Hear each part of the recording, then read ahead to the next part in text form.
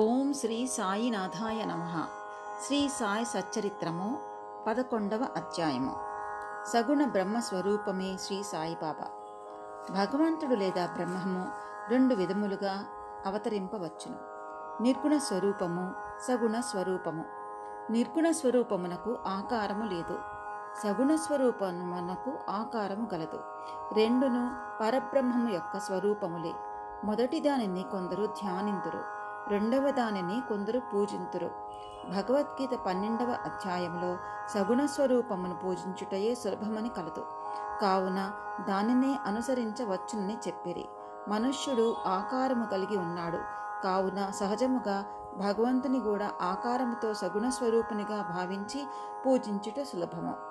కొంతకాలము వరకు సగుణ స్వరూపముకు బ్రహ్మమును పూజించిన గాని మన భక్తి ప్రేమలో వృద్ధి చెందవు. క్రమముగా ఆ భక్తి నిర్గుణ స్వరూపముకు పరబ్రహ్మోపాసనకు దారితీయును.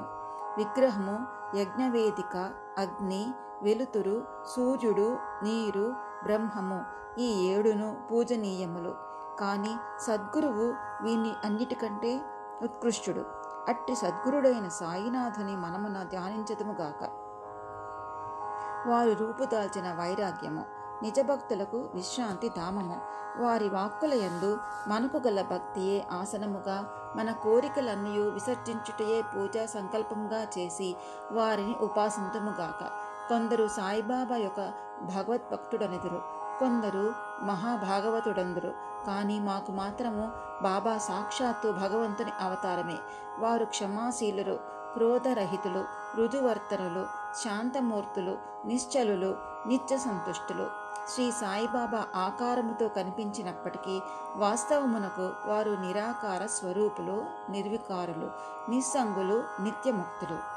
గంగానది సాగర సంగమం చేయబోటకు ముందు దారిలో తాపార్తులకు చల్లదనాన్నిస్తూ, చెట్లు చేమలకు జీవాన్నిస్తూ, ఎందరో దాహార్తుల దాహాన్ని తీర్చుచూ సాగిపోతున్నట్లే సాయిబాబా వంటి మహాత్ములు తన జీవన గమనంలో జనులకు సుఖశాంతులను ప్రసాదించుచు జగత్తును పావనం చేస్తున్నారు. భగవద్గీత యందు శ్రీకృష్ణుడు మహాత్ములు తన ఆత్మ అనియు, తన సజీవ ప్రతిమయనియు, తానే వారనియు, వారే తాననియు నుడివియున్నారు. వర్ణింపనలవి కాని ఆ సచ్చిదానంద స్వరూపమే షిరిడీలో సాయిబాబా రూపమున అవతరించెను. శృతులు బ్రహ్మమును ఆనంద స్వరూపముగా వర్ణించుచున్నవి. ఈ సంగతి పుస్తకములందు చదువుచున్నాము. కానీ భక్తులు ఈ ఆనంద స్వరూపమును షిరిడీలో అనుభవించిరి. సర్వమునకు ఆధారభూతముగు బాబా ఉపాధిరహితుడు. వారు తమ ఆసనము కొరకు ఒక గోనె సంచును ఉపయోగించడివారు. భక్తులు దానిపై చిన్న పరుపు వేసి ఆనుకొనుటకు చిన్న బాలేసును సమకూర్చిరి. బాబా తన భక్తుల కోరికను మన్నించి వారి వారి భావాన్ని అనుసరించి తనను పూజించుటకు ఎట్టి అభ్యంతరము చూపకుండెను. కొందరు చామరములతోనూ, కొందరు విసనకర్రలతోనూ విసురుచుండిరి. కొందరు సంగీత వాద్యములను మ్రోగించుచుండిరి. కొందరు వారికి అర్ఘ్యపాద్యములను సమర్పించుచుండిరి. కొందరు వారికి చందనము, అత్తరు పోయిచుండిరి. కొందరు తాంబూలము సమర్పించుచుండిరి. కొందరు నైవేద్యము సమర్పించుచుండిరి. షిరిడీలో నివసించుచున్నట్లు కాన్పించినప్పటికీ వారు సర్వాంతర్యామి. ఎక్కడ చూచిననో వారే ఉండువారు. భక్తులు బాబా యొక్క సర్వాంతర్యామిత్వమును ప్రతిరోజు అనుభవించుచుండడివారు. సర్వాంతర్యామియకు ఆ సద్గురుమూర్తికి మా వినయపూర్వక సాష్టాంగ నమస్కారములు. డాక్టర్ పండితుని పూజ. తాత్యాసాహెబ్ నూల్కర్ మిత్రుడైన డాక్టర్ పండిత్ ఒకసారి బాబా దర్శనమునకై షిరిడీ వచ్చెను. బాబాకు నమస్కరించిన పిమ్మట మసీదులో కొంతసేపు కూర్చుండెను. అతనిని దాదాభట్ కేల్కర్ వద్దకు పొమ్మని బాబా చెప్పెను. డాక్టర్ పండిత్ అటులనే దాదాభట్ వద్దకు పోయెను. దాదాభట్ అతనిని సగౌరవముగా ఆహ్వానించెను. బాబాను పూజించుటకై పూజా సామగ్రి పళ్ళెముతో దాదాభట్ మసీదుకు వచ్చెను.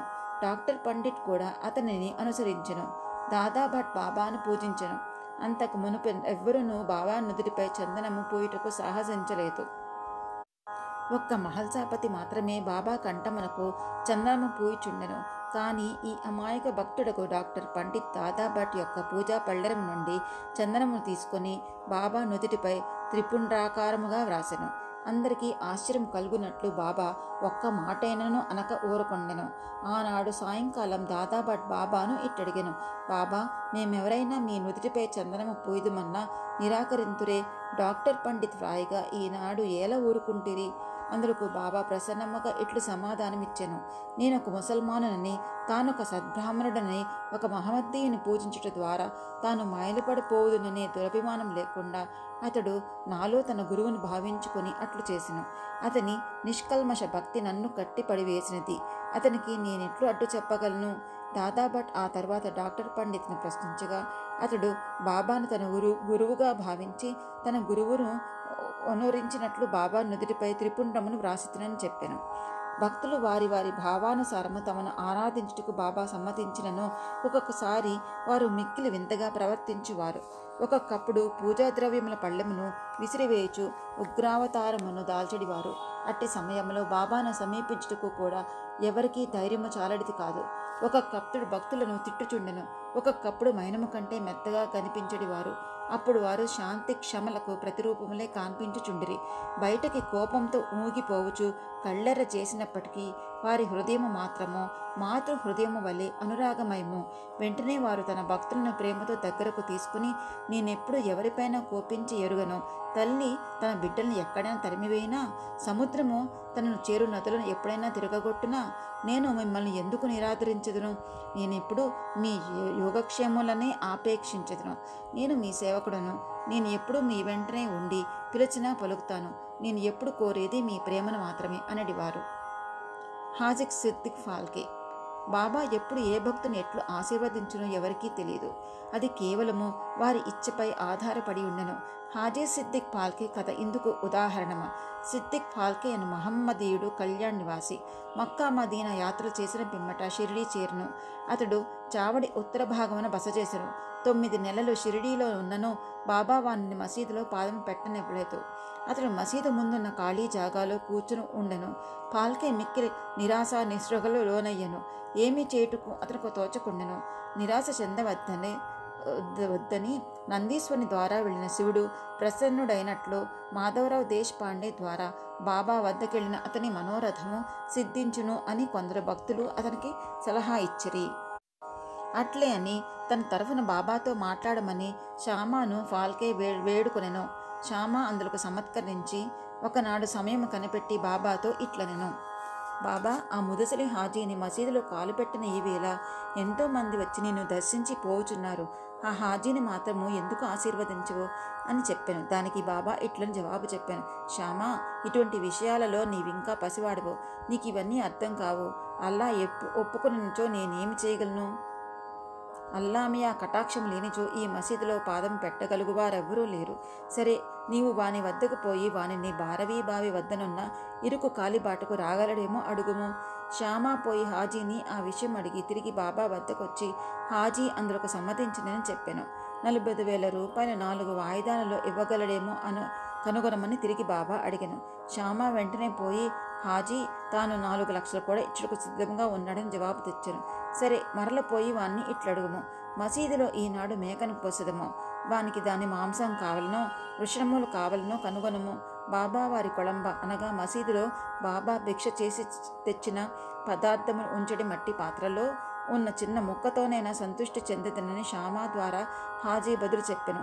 ఇది వినగానే బాబా మిక్కిలి కోపముతో మసీదులోని కొళంబ నీటి కుండలను బయటకు విసిరివేసి తిన్నగా చావడిలోనున్న హాజీ వద్దకు పోయి తన కఫ్నీని పైకెత్తి పట్టుకొని తీవ్ర స్వరంతో, నన్ను గురించి ఏమనుకుంటున్నావు?